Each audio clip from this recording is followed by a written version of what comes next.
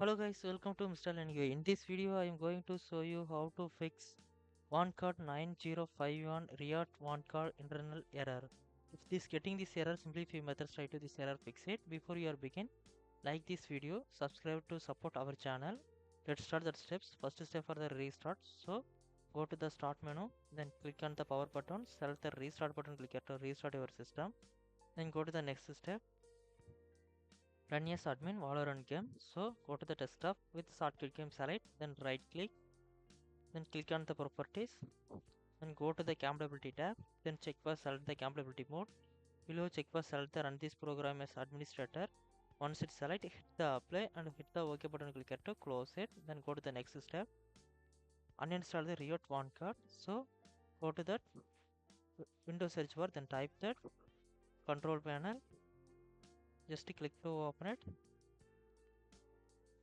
Then if this set by view by then large icon, just click on the arrow mark, then select category, then go to that, click on the uninstall your program, then scroll down, find Riot Vanguard, just select, then right click, click on the uninstall button, click here to uninstall it, just done.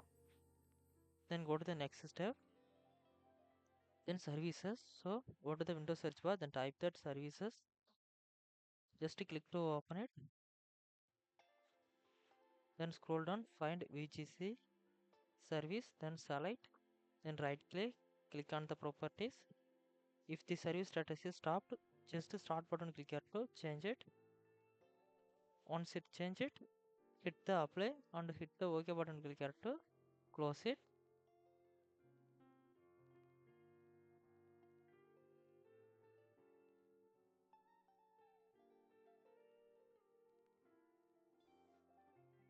Close it, then go to that.